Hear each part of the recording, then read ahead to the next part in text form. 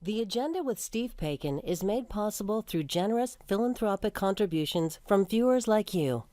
Thank you for supporting TVO's journalism. Tonight on The Agenda.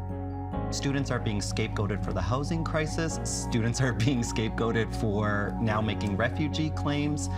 And when they brought all these students here, nobody took the time to say, where are they going to live? What are they going to do at the end of their studies? And I think that this was a fall from government planning, and students are now are scapegoated over it. Then, later on The Agenda.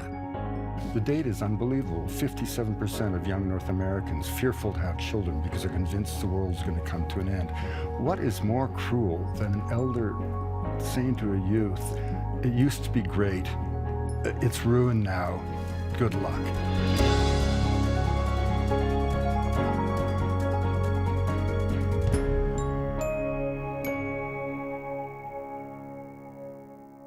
As Canada grapples with an historic influx of asylum claimants, several groups, including the Canadian Council for Refugees, are calling on the government to revamp its refugee system. To explore why, we welcome, on the line from the nation's capital via Zoom, Ruby Sahota, Chief Government Whip and Liberal Member of Parliament for Brampton North. And with us here in our studio, Adil Mungalji, immigration lawyer and partner at Long Mungalji LLP, and Anne Woolger, founding director of Matthew House. And it's great to have you two, first time, I believe, on the program, here in our studio. Ruby Sahota, glad you're there for us in the nation's capital. I just want to start by putting some stats on the record, so I'll ask our director, Sheldon Osmond, to bring up these statistics. This, according to Immigration, Refugees and Citizenship Canada, in the year 2022, Canada received about 60,000 refugee claims, 60,000. In 2023, about 138,000 refugee claims received. That's nearly a 130% increase from the year before. So, Ruby Sahota, let's start there. What do you think accounts for this big spike? Well, Stephen, we're not immune to the problems that all countries are seeing around the world. The U.S. is facing a migration influx of refugees, and so is many European countries. So we are seeing some of that here in Canada as well. But I will say that that number, it lumps together refugees and asylum seekers. They are two different two different types of people entering the country, and a different reason, I would say, for both. Well, that's a good point. And maybe you can make the clarification there for us. First of all, Matthew House, you provide refugee services to people who need them. Yes. Okay, the two different programs that this country offers. Just make the distinction for us. Yeah, there's basically two different streams by which refugees come to Canada. There's one stream where the government bring them in. They're government-assisted, resettled ones, and they're either brought directly by the government or private groups can sponsor them. Mm-hmm. Then the other category are the ones that just arrive at our borders asking for protection. They're called refugee claimants. Some call them asylum seekers. So those are the two main streams. And unfortunately, the ones that come at our borders, there is no system in place to welcome and assist them. They're just literally numbered among the homeless. So presumably the first stream you referenced is the one by which we get the majority of claimants. Is that fair to say? Historically, no. Actually, it's the asylum seekers historically have been generally a higher number. Okay, what would you add to that? I would agree. I think it's the second stream that is much higher. And that's because the world's on fire. The world is on fire. Right. And as Ruby was saying, I think we are just experiencing what is happening all over the world right now. Okay, Adel, I'm going to put some numbers to you now. And again, Sheldon, if you would, bring up these figures. Again, according to Immigration, Refugees and Citizenship Canada, go back to 2022, Canada received 4,000 student refugee claims. The next year, Canada received 11,000 student refugee claims. That's almost 3 times as much as the previous year. Adel, same question. What accounts for the spike? I think before we get into what accounts for it, I think we need to contextualize these numbers, because when we look at it, people are running for the hills, yelling fire. I think, Minister Miller came out saying, that this was alarming or totally unacceptable. But I was reading, an article by a number of prominent academics, and they started to look at these numbers. And, you know, last year was 11,000, you're absolutely correct. But we need to look at that in the context of how many students actually have study permits in Canada, and that's 1 million. So when we put it percentage-wise, this is 1% of students are actually making these claims. And if you consider the entire, I mean, 11,000 in a population of 40 million hardly makes it seem like the hordes are coming over the hills. Exactly. So I think that we shouldn't be crying fire over this just now. Okay, let's do this quote board here, which speaks to the dangers of alarmist rhetoric. This is from The Conversation. Statistics Canada data indicate that more than 15% of immigrants are deciding to leave Canada within 20 years of immigrating. More and more international students are contemplating leaving Canada amid declining affordability and diminishing job prospects. However, these realities are often not as interesting or enraging as the alarmist rhetoric adopted by politicians and media. The fact that fraud is rare in Canada's refugee system doesn't sell newspapers or win votes. Declining citizenship rates are not as compelling as tales of international students exploiting loopholes to stay in Canada. Ruby, you want to react to that? Well, first, Stephen, I'm glad that you are approaching this issue from all sides, and you're right. People do feel alarmed right now, given the fact that the rhetoric has been such that on social media and everywhere you turn, people are showing this incredible panic. And I would say, yes, there's been an increase of international students. Therefore, you are going to see certain increases. There's an increase of asylum seekers all around the world, so you're going to see that in Canada as well. I wanted to say, though, what we have seen is also decreases in certain areas, right? So in terms of irregular migrants that we were seeing previously at the borders, we're seeing less of that because of the new safe third country agreement that we've renegotiated with the U.S. Vice versa, they are going to see less people doing country shopping, going back and forth. And I think that is important to acknowledge. But yes, there is some reverse migration, as they're calling it, but I don't think those numbers are very high. And in fact, in terms of the amount of people that we're seeing really want to make Canada home, I think you're seeing that in some of these asylum claims. And so I would say still, Canada is a place that is really sought after, and many people around the world are wanting to enter here, whether it's through our economic programs, which in fact is the largest part of our immigration program. It really is economic immigrants, and that's the majority. And so I know we're talking a lot about asylum these days. The numbers have increased, but we are, as a government, putting in place measures to make sure that we protect the integrity of our system, and that we make sure all processes are fair, but also compassionate. Anne wants to weigh in as well. Well, I just wanted to add that those that come as refugee claimants, I'm sure if one studied the statistics, the numbers that would go on to become citizens would be extremely high. Refugees are grateful to be in Canada and grateful to have the protection of Canada. So the Liberal Party, I'm not going to put this one to Ruby because it's too easy a layup, so I'm going to go to Adel with this one. The Liberal Party has traditionally been the sort of, you know, pro-immigration, pro-refugee, pro-asylum seeker party, and has, if you want to say, erred. To the extent it has erred politically, it was always on the more generous as opposed to less generous side. And yet, I want to put those comments that the minister, Mark Miller, put, you know, on the record not too long ago when he said that the asylum claims from international students were alarming and totally unacceptable. What did you make of that? Yeah, I was actually really disappointed in that commentary. I think it was fear-mongering a little bit, and I think we need to look back. So I want to take a time machine back a little bit. 2018, we have essentially one of the first things that the Ford government did when it came into power, as we remember, is it stopped funding to universities, and it created a freeze on tuition.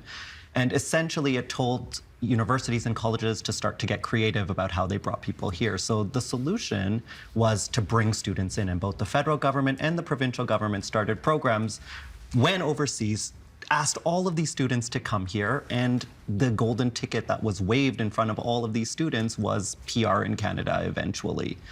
And then I think 5 years later, essentially students are being scapegoated for the housing crisis. Students are being scapegoated for now making refugee claims. And when they brought all these students here, nobody took the time to say, where are they going to live? What are they going to do at the end of their studies? And I think that this was a fall from government planning, and students are now are scapegoated over it. Ruby, I should give you a chance to comment on this. Do you think those comments were ill-advised? Shall we put it that way? Look, Minister Miller always speaks, I think, authentically, genuinely. We are hearing these concerns from Canadians. However, I agree with some of the panelists talking about how those that are asylum seekers also end up becoming great Canadians at the end of the day and wanting to take on citizenship. And I also agree that we need to find a good pathway for many students, because they have come here, they've studied hard, they've contributed, worked well while studying, and have gained a lot of valuable experience. And we have created different category-based pathways for them to become Canadians. That's the whole point of the system. But what had happened in some short few years is what we saw, especially in the province of Ontario, is that the province had authorized more and more schools to enter into these private-public partnerships.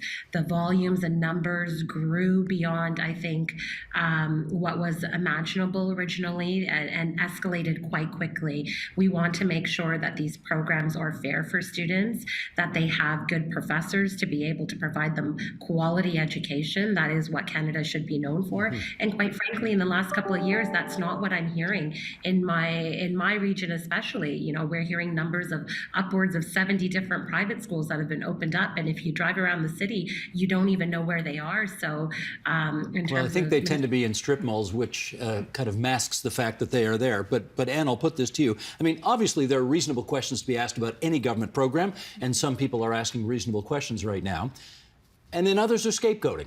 What do you think more of is going on here? Well, I guess it depends on who's speaking. I am hoping that certainly on this topic, there does seem to be some scapegoating, but I think people have to remember that it's a protection issue, first of all. There are students that need protection as refugees in that way. Just be explicit there. Protection from what? From persecution in their homelands. By whom? It could be state agents, it could be other agents, it all depends. I mean, Uganda is a prime example right now. They've just brought in horrible laws against LGBTQ community. They could be death penalty for some. So if a student is from there, and they may not want to go home right now if they're in the LGBT community. So Adel, yeah, forgive me. Adel, there's fraud in everything, and I'm sure there's fraud in this as well. But you know the system well. What percentage of claimants do you think are making fraudulent claims? Very, very, very few. I think we always look at the numbers of people coming, and that's what creates all these firestorms. But what I think we should actually be looking at is the number of people that are accepted. And if we're looking at acceptance rates of refugees right now, last year it was at 79%. That even increases after we go through the RAD process. So we're looking almost after they've gone through the entire refugee process, you're looking at almost an 85% acceptance rate. And it is a hard process to get through. Well, okay, let me look at, I don't know, you know this better than I do, but let me do my job here and just sort of challenge that a little bit. There are people who try to get into this country whose French language skills maybe aren't what they ought to be, and if they could be better, they could enter a stream which favors that, as opposed to trying other avenues such as asylum seeking. Do you think there are people who are trying to sort of come through the back door on the French side as opposed to the asylum side? I don't think that that's fraudulent. When you have two ways of being able to get into the country, essentially, people come to immigration lawyers and say, what can happen? I think Anne's example was great. If there is a student who is queer, and is from Uganda, they'll come to us and we'll either look at the economic side or we'll look at the refugee side for them. We used to always go economic side. That used to be the way to do it. But the express entry system has stopped giving students that promise of getting permanent residency. It's become harder and harder. And so in more instances, we do have to look at the refugee side, because that path to permanent residency, for many policy reasons, one that you mentioned, the favoritism of French, I think was a big mistake. That's kind of ruined the express entry system for a lot of students. Let me ask Ruby about that express entry system. If you haven't got French, maybe you'll try asylum seeking. Is there much of that going on? I actually have met lots of students from the Brampton area, international students that are learning French. So there is French language speaking communities that are needing immigration. So I think it is a good way for us to be able to attract people to Quebec. However, or in our French minority communities across the country, there's rural pilot programs. There's a whole bunch of different things that we have offered.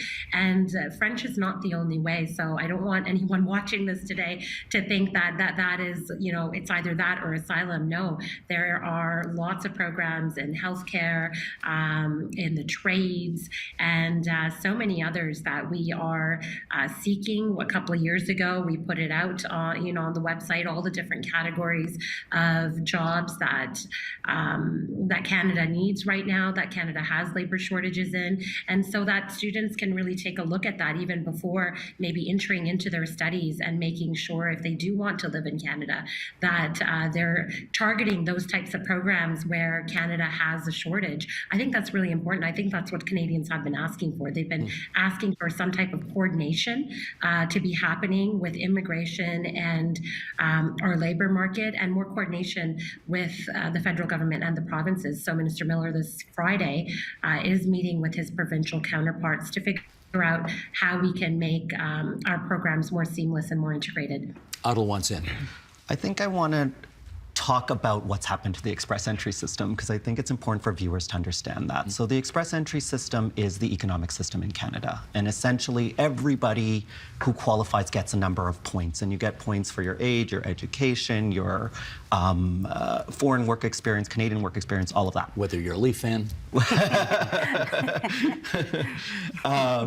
So essentially what the government did and what it changed. So pre-pandemic, it was very, very, very predictable for students. Essentially what happened is every 2 weeks there was a draw, 2,000 people, the cream of the crop was picked, and you had about 470 points made you competitive.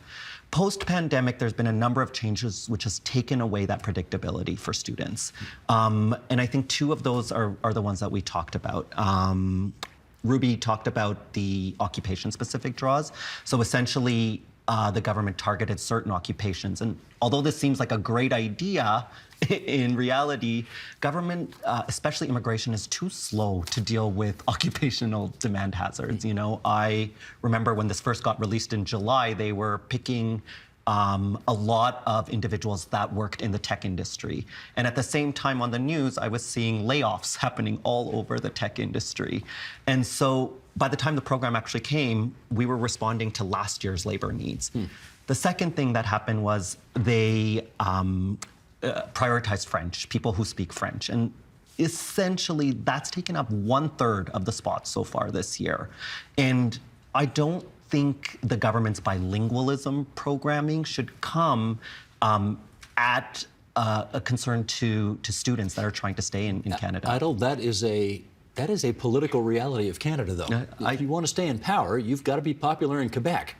100%, but these are for people who will not be working in Quebec. So it is interesting. It's bilingual. Everybody who's coming here, most of the programs are designed for individuals who speak French that will be working outside of Quebec. And the reality, I brought in many people on this, is that they start work and they don't speak French anymore because they're in English-speaking populations. I think the best way to do it is the old-fashioned way: start French immersion programs outside, but don't use immigration to do that work. I'd like to have a bit of discussion here about, this is a funny country, right? Most things that get done in this country are because different orders of government have to cooperate with each other because there's so much shared jurisdiction on things, and this is one of them. And, you know, the feds have got some responsibilities here, but the provinces, as Ruby indicated earlier, they've got some responsibilities here as well. And I wonder whether that has enabled, and why don't you go first on this, has that enabled all the different governments to kind of blame each other, and therefore nothing gets done? Yes, I would say I believe it has.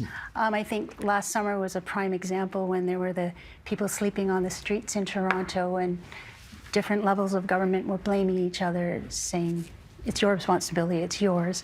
However, I am feeling hopeful that perhaps it has woken different levels of government up, and I'm actually quite encouraged about the recent budget, just the federal budget that's come through. I feel that, I've been working now 35 years with refugee claimants, asylum seekers in Toronto, and I would say I'm the most encouraged I've ever been to see that the different levels are waking up, particularly the federal government, recognizing that it's not just the municipalities that have to take the responsibility of assisting and welcoming, particularly refugee claimants. They say all the time the property tax base was not meant to pay for services for refugees. It just can't do it. So that's where the feds come in. And then there's a provincial role as well. Ruby, I don't know. I mean, I'm not accusing you of anything here, but you did point out where the province was sort of culpable in its part of this story. But do these shared jurisdictional situations allow all of you people to sort of blame each other and escape responsibility? Just like I said, Minister Miller is meeting with his provincial counterparts this Friday. We're trying to work together to come up with solutions. Like you've heard, the budget has proposed another $1.1 billion to make the housing program for asylum seekers a more permanent one than an interim measure at this point. Olivia Chow has said that the housing needs have been met. Her financial asks, we delivered $240 million of funds to Toronto. We've done similar things with the region of Peel as well, $7 million for a new reception center. So the federal government is recognizing its responsibility and has completely stepped up to try to help and make sure that asylum seekers are not on the streets. Nobody should be on the streets in Canada, and I think all Canadians would agree with that. But what was planned programming, generally speaking, before it was the refugee part where we were talking about how those are planned for through the UNHCR, and we know who's arriving through the government-assisted programs. All of them are, go through a process before coming here, and those refugees have always been supported and assisted. What we're seeing once again is going back to the fact that we have this global problem of an influx of asylum seekers now landing at our ports, and that was not something that was predictable or foreseeable necessarily. So we are ramping up and figuring out ways we can work together to manage this issue, which we hope is a temporary one, but it's one that it's at our doorsteps, and we're stepping up to do something about it. Adel, let me get your view on that, because in fact in the most recent federal budget there's almost $750 million in there over 5 years to speed up these claims and work on the backlogs. Again, you know the system. How much will that in fact do? I think it can do a lot if it's used properly in all of those cases. I think the one thing I think everybody agrees on is getting the IRB to move faster. I don't think that anybody's in disagreement with that. What does that mean? So I think in a lot of ways, one of the examples that we always give is there is a way to do expedited claims, which we have been talking about with the IRB for years and years and years. Immigration Refugee Board. Immigration and Refugee Board. Speed up the claims that are easy. These people don't have to wait a year. If you're a woman in Iran right now, we know the risk. We know that you're a woman. That is an easy claim. You cannot go back to that country. They are all being persecuted. We can get that claim done in we just did it in about 10 minutes. Those are easy ones. Let's move those off of the table, and that would speed up the thing. So we really think that a lot of this should be looked at expediting claims and making them, ways to make them a lot faster and moving them off of that backlog. At the risk of using an expression that has taken on more popularity lately, is this just bring some common sense to the situation? Absolutely, absolutely. And in fact, the Canadian Council for Refugees, of which Matthew House and many refugee agencies are members, they have just recently announced a new initiative. We're calling it a campaign, and we're calling it Asylum with Dignity. And we're calling on all levels of government to work together to create a national plan that will appropriately welcome and assist and provide appropriate reception and supports for newly arriving refugee claimants. For too long, it's just been luck of the draw, and they land wherever, and some succeed because they end up in helpful places and others do not. And so we are calling upon all levels of government to work together and provide asylum with dignity to all claimants. If you want a national coordinated approach to this, how long, you've got to talk to all the stakeholders, right? You've got to do your consultation. How long a process will that take? It shouldn't take long. There are a number of agencies like my own, Matthew House, and other existing refugee claimant programs across Canada. There's at least 35 of us that have been doing this for decades. And we have all the insight, the government, there are systems set up, but it's never been, the funds have never been designated toward refugee claimants. And so there are systems in place. And if we work together, we can do this very quickly. Let me get the federal government representative to speak to that. Ruby, is that something you think this government could embrace? We already are embracing it, Stephen. I've already talked about reception centers being built close to our largest airport in the country. Settlement services do receive federal funding in order to provide these supports. But I don't disagree that the more we can coordinate, the better this process will become, and the more efficient processing of claims is, the better for everyone. So that is exactly why this budget once again puts forward $743 million now to process asylum claimants quicker. And I think that's better for everyone, really. You don't want asylum claimants to be in the country for long periods, to be getting settled if they're only going to be facing a rejection. So either way, whether it's an approval or a rejection, I believe it's in everyone's best interest to have those things, to have those cases heard quickly. And Ruby, just out of curiosity, what percentage of your work as a member of Parliament dealing with the public do you think is wrapped up in these kinds of issues? For my constituency work, exactly. I would say over 90%. Over 90% of my constituency work deals with helping people navigate the immigration system. Wow. Okay, 90%. All right, Adel, come on in here. Your view on this potential of a national coordinated approach and strategy to this issue. I love the idea. I think it's exactly what we're all asking for. I think it does kind of have to be run by the feds, but working with groups that are on the ground who are doing this work already. They know what they're doing. We've always talked about reception centers where somebody can come in and it's a hub. You get all the services you need. You're staying there. Your legal aid is there. You're getting all the supplies you need, your schooling is dealt with. It would make everything so much easier for refugees. And I think we have to remember that 85% number because these people are going to become Canadians, as we said. So we might as well have the best welcome to set them up for success right off the bat. We've got a few minutes left here, but Ruby, I know you've got a heart out here. So let me give you the last word and then you can get off to the meeting that you've got to go to. And that is, we've talked about this new welcoming centre in Peel, which is, of course, the region that you represent in Parliament. I know the money's been set aside, but I don't know how long these things take to actually do. When do you think this thing will be up and running? Well, no, that's a good question. I've been trying to get some answers for that. Unfortunately, I don't have an exact timeline here, but the last I've heard is that they have found a space and they're working on rolling it out as quickly as possible. So I'm pushing for it as well, and I hope it is in the coming days. Gotcha. That's Ruby Sahota. She's the Chief Government Whip, the MP for Brampton North. We thank you for joining us on TVO tonight, and now you can scoot off to your meeting. We really appreciate your time. Thank you. Okay, very good. We've got a few minutes left here I want to get 1 minute from each of you on the notion that Canada has always had a worldwide, I think, excellent reputation for being a welcoming place for refugees.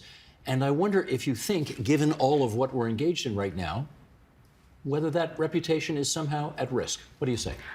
I would hope that it's not at risk. Having worked for so many years in the field, I've seen it kind of go through blips, and I'm hoping this is a bit of a blip. But certainly from my perspective, there are new programs that we're even initiating where Canadians are taking asylum seekers into their homes right away upon arrival. And there's still I believe, a spirit of welcome that is alive and well. Adel, your view. I agree. I'm a lawyer, so you're going to get a yes/no answer from me. I think yes. We've had great programs this year. The Ukraine program, the Iran program. Like, we welcomed people that were in need at a very desolate times in their lives, and I think those are archetypes that we should continue. But we've also had misses. The closing of Roxham Road, for example, the STCA, STCA? The Safe Third Country Agreement being renegotiated. Yes. I think that those brought a lot of pain on a lot of refugees that are trying to get here. Some people call them irregular arrivals. I still call them refugees. And for the first time, we're seeing, families freezing while trying to get to Canada. Those aren't images that we've ever had before. So I think some of the decisions have been great, and some, unfortunately, have been misses. And that's the last word. Adel Mungalji, the immigration lawyer, Anne Woolger, founding director, Matthew House Refugee Services, Toronto. Really good of both of you to spend so much time with us here on TVO tonight. Thank you. Thank you. Pleasure.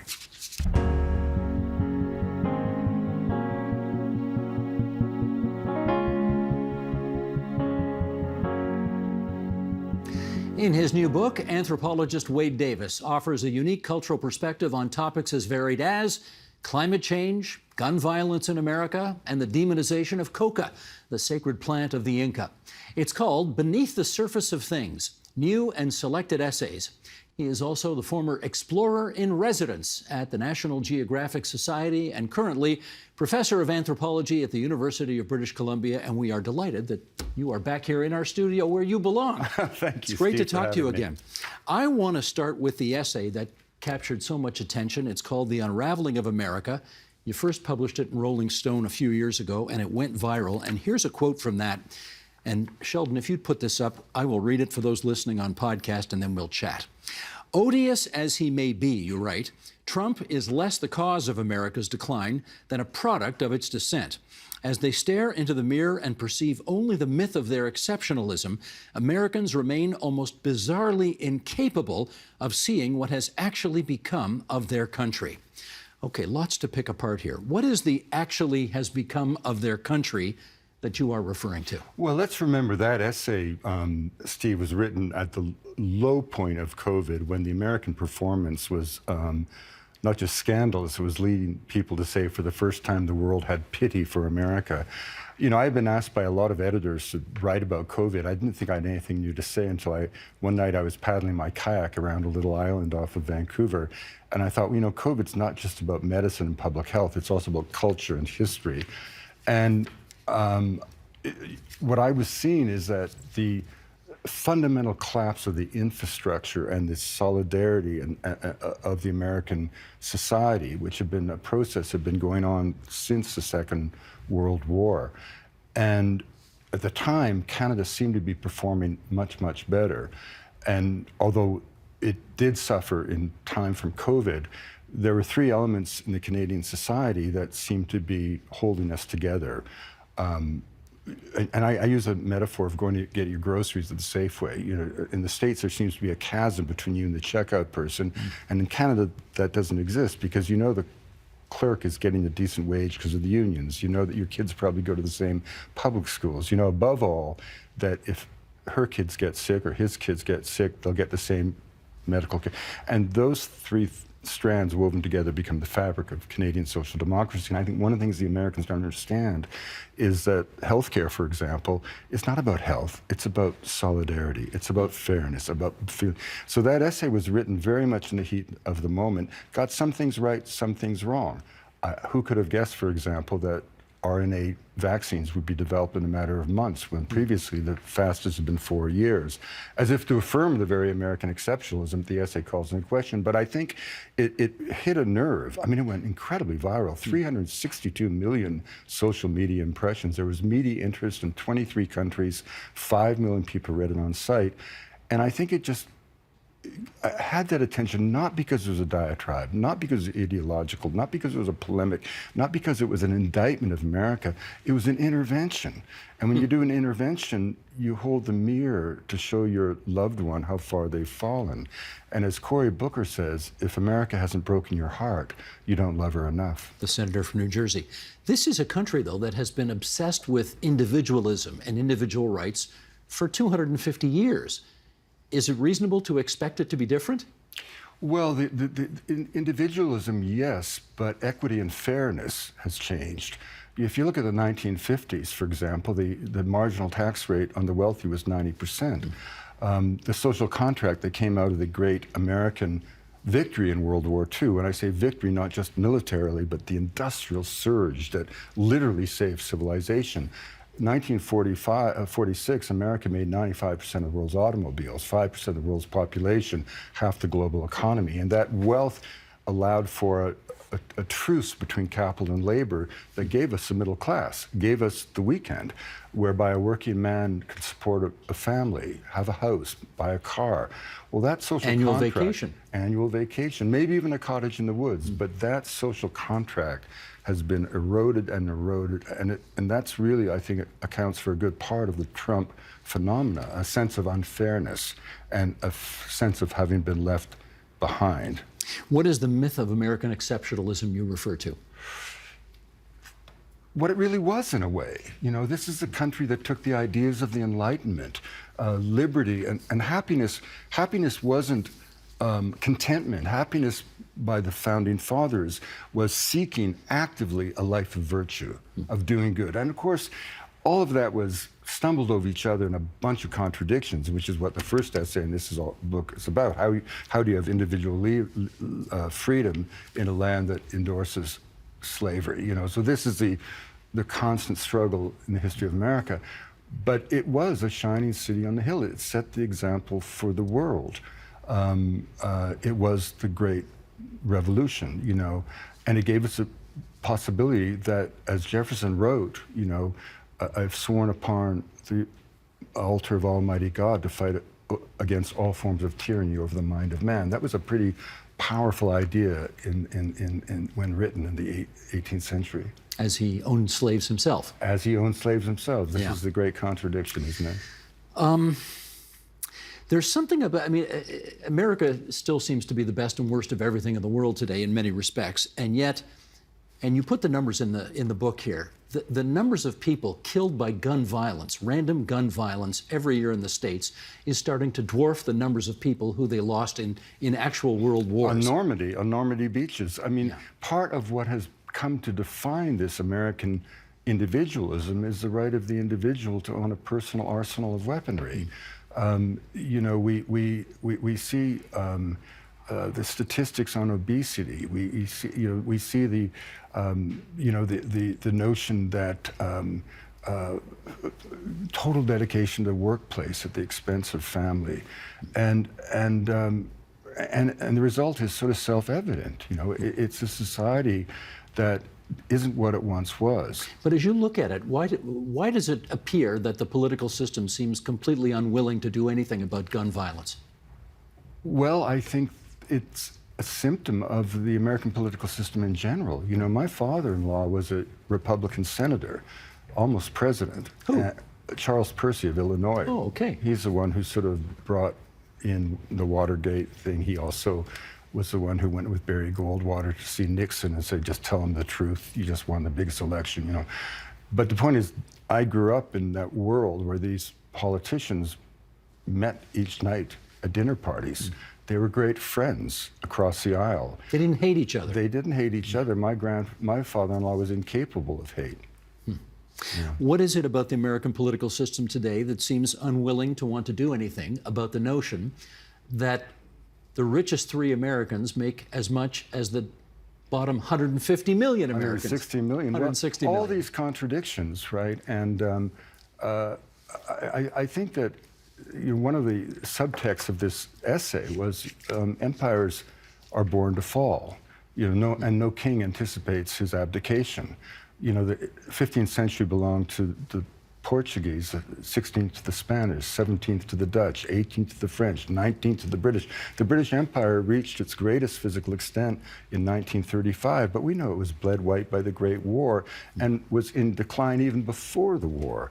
So empires don't see their fall. They don't anticipate their fall. Although lots of people who've been on America to fall have lost money on that bet. That's right. And so, it, you know, that essay in particular is never calling for the fall of America. In fact, it laments the possibility of the fall of America, because if America does fall and the hinge of history shifts towards China, or it won't shift to Russia, Russia's economy is the size of Texas, but if we did move to an Asian century with China at the helm, we'd be nostalgic for the American century.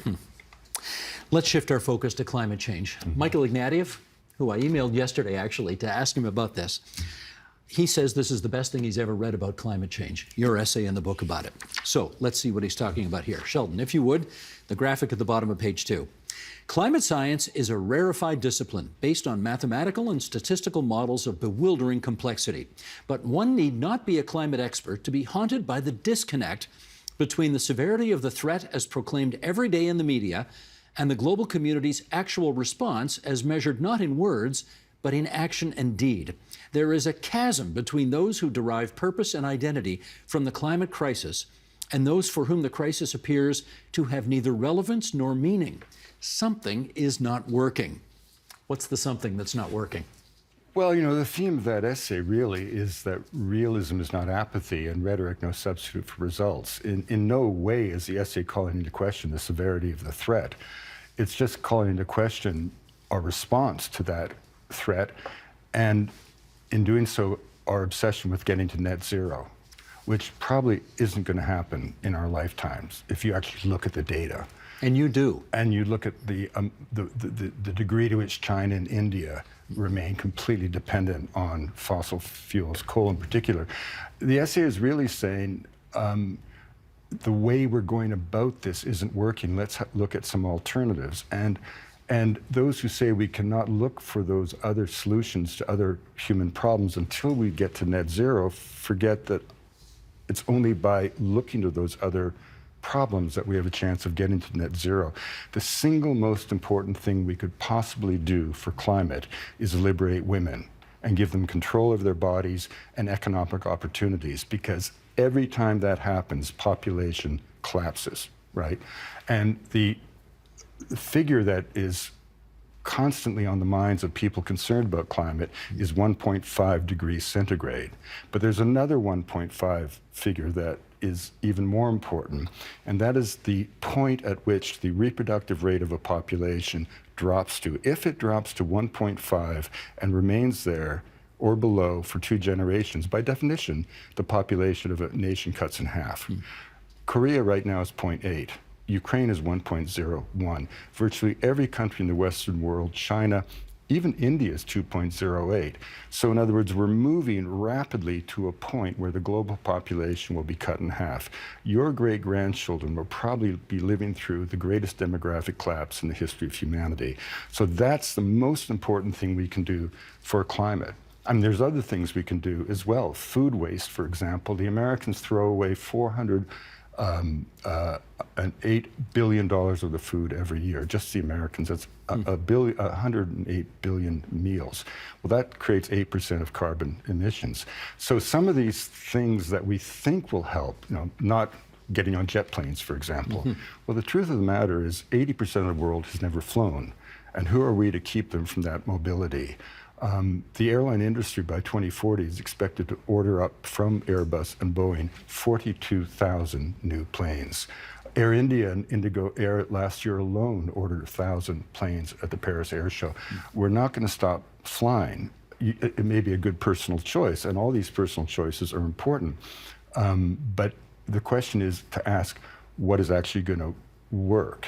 And that's really what the essay is trying to lay. And in that sense, it's very, very optimistic. You know, it's a little bit like in the early days of climate, mitigation and adaptation were seen as cop-outs, as if Al Gore even described them as another form of climate denial. But the truth of the matter is, geologically, the oceans are rising about a foot every century. Well, we're going to have to mitigate whether we like it or not, you know. And you can go through any of these things we think are going to solve the may be nice personal gestures, but they're not going to make the difference. Electric cars, for example. I mean, you know, 70% of a car's carbon footprint is in the manufacturing. It's a lot more carbon intensive to make an electric car, not to mention the toxicity of the heavy metals. 20% of an electric car is made of plastic. So over the course of a lifetime, you're really only talking about 25% difference in terms of carbon footprint. And if the electricity comes from carbon, as it will for the foreseeable future in India and China, wonderful to have an electric car. It's not going to create the results we may hope or the climate may need. So this is what the book, the essay kind of tries to unravel. You want to weigh in on the situation in the province of Ontario, where we get most of our electricity from nuclear and where we have made a multi-billion-dollar bet on EVs. Do you think we're contributing to the end of climate change by doing that? Well, one of the things that I first sort of introduced Steve to climate was at COP, I forget the number, COP. It was in Copenhagen, 2009. I was sent over there by the big ad agency in New York that was promoting the Leaf car, Nissan's entry into the marketplace. And I was sent over with film crews, 24 hours a day, huge list of deliverables with the one stipulation I was not to mention the car, because the advertising campaign called for the need for the car, not the vehicle itself.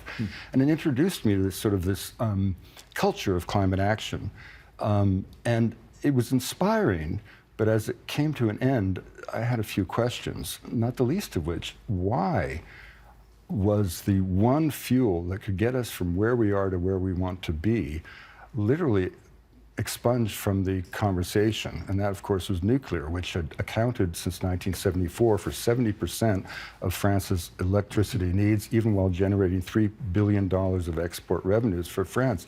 You know, there was not a single mention of nuclear at Copenhagen, as if it was a toxic artifice of the past. But when California, for example, shut down a nuclear plant in Southern California, it was the equivalent of putting 2 million cars back on the road. So it's ideology. It's ideology. And one of the things this book and all the essays does is stay away from ideology. To me, ideology is kind of toxic. Well, you know? Shall we do another example here? Sure. Because there's no more, well, I shouldn't say there's no more. One of the biggest ideological fights over the last 50 years has been the so-called war on drugs, which you point out has been a massive failure. So your essay, The Divine Life of Immortality. Leaf of Immortality. Leaf, excuse me. The attempt to eradicate coca in the war on drugs, you write, essentially amounts to cultural genocide. Yeah. Explain. Well, you know, coca is to cocaine what potatoes are to vodka. And when, you know, officials arrest people for the possession of coca, it's rather like Elliot Ness seizing a truckload of potatoes in violation of the Volstead Act. Coca is a plant that's been used with no evidence of toxicity, let alone addiction, for 8,000 years. Throughout the Americas, mainly in the Andes and Northwest Amazon. The efforts to eradicate the fields began 50 years before there was a cocaine problem. Began in the 1920s as physicians in Lima looked up into the mountains and saw all kinds of social pathologies and had to find a cause. And because economics and land distribution challenged the foundations of their lives, they settled on coca. And for 50 years, the plant was condemned, and no one did a nutritional study until we did it at the Harvard Botanical Museum in 1974. Five. And what we found horrified our backers at the US government. Yes, coca had a small amount of a precursor to cocaine hydrochloride in it, a mild stimulant like caffeine in a coffee bean, but it also was chock full of vitamins. It had full of protein. It had more calcium than any plant ever studied by science, perfect for a diet in the Andes that lacked a dairy product. It had enzymes that allowed the body to digest carbohydrate at high elevation. Not only was this plant part of the nutritional regime, it was fundamental to the cultural regime. Every single action and interaction in the Andes in particular is based on reciprocity, and the leaves play a quintessential role. And as Catherine Allen, the great anthropologist at Smithsonian, wrote in her book, you cannot be of those mountains if you do not partake in the ceremony. And that's what I said in the book, that it's not like taking beer from the British or coffee from the Turks or a betel nut from the Indonesians. To take coca from the people becomes, in a sense, an act of cultural genocide. You know, and I don't use that word genocide. I say cultural genocide. It's very different than genocide. I think we should, in our remaining moments here, finish up on one of the most personal essays that you have in the book, and that is called A Message to a Daughter. Yeah, you know, Steve, it's interesting. One of the things we didn't talk about climate, one of the things I find most reprehensible about the well-intentioned mission to address that issue is the way we've terrified our children. The data is unbelievable. 57% of young North Americans fearful to have children because they're convinced the world's going to come to an end. What is more cruel than an elder saying to a youth, it used to be great, it's ruined now, good luck. You know, it's so unacceptable to me as a father. And, you know, the essay, A Message to a Daughter, was just trying to say to young people, it's okay. It's going to be fine, you know. And again, you know, fear never generates change. And the atmosphere of doom and gloom, an almost biblical sense of the coming apocalypse, will never encourage people to action. Only hope does, and the promise of a better world. And I say in that essay, you know, pessimism is an indulgence, despair an insult to the imagination, orthodoxy the enemy of invention. Do what needs to be done, and only then ask whether it was possible or permissible. Do not compromise. Give your destiny time to find you. The greatest challenge in life is to become the architect of your own life. And above all, as you make your way, don't focus on money, because in the end, money means very little. But loving compassion, as the Buddhists say, radiate through all eternity. I'll tell you just a wonderful story. We had a cultural exchange between 3 shamans from the Amazon in Colombia who went to Qatar, and 3 princes came to the Amazon. The princes predictably hated the Amazon. But I was in Doha when the shaman arrived, dressed like a bad mariachi band. And that afternoon we went falcon hunting with our host.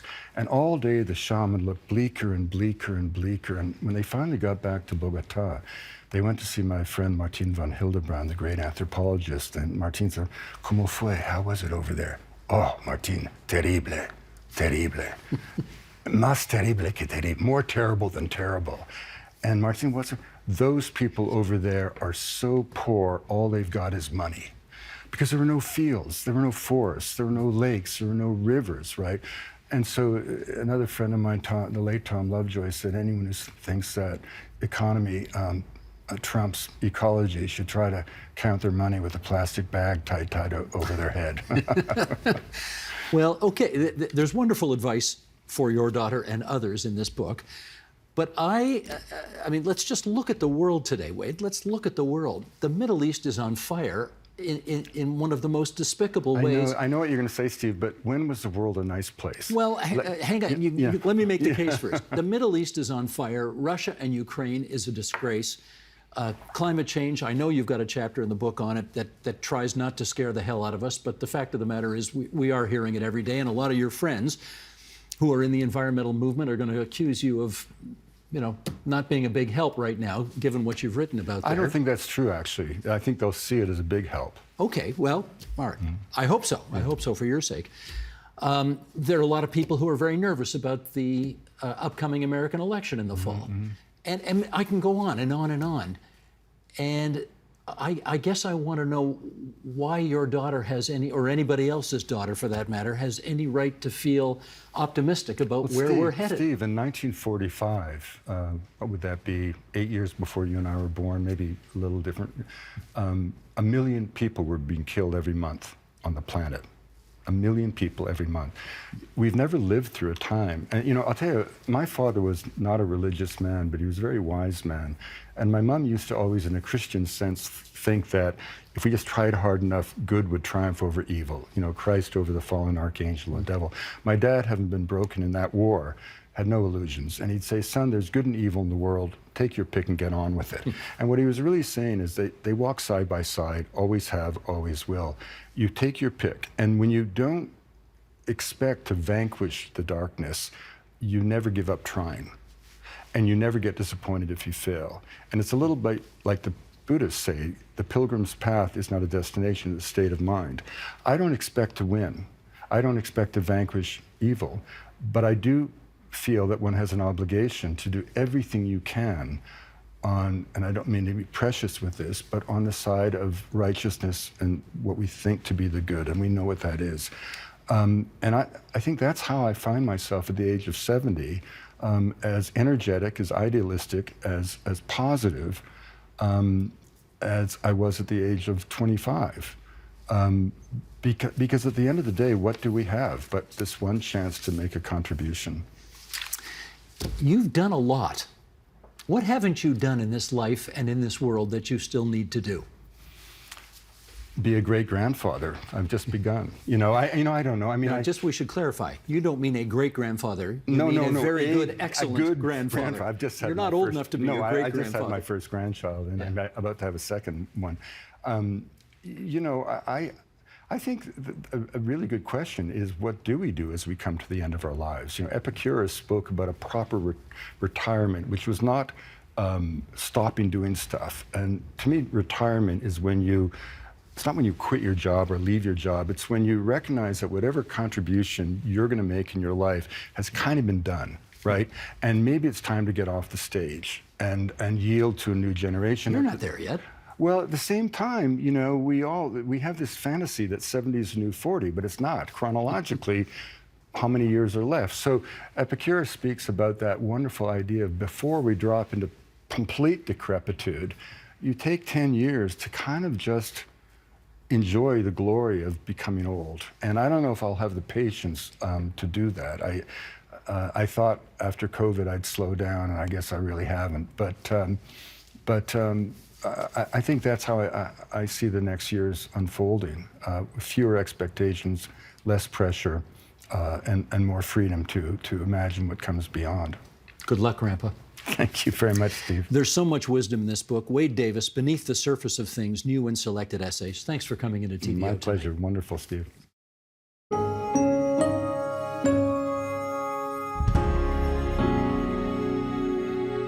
Tomorrow on the agenda. I lost my dad in 2011 and mom in 2012. And those back-to-back losses, I think, first of all, you're kind of numb. But my way of coping with that was I just started to draw for fun because it felt good. That's tomorrow on the agenda.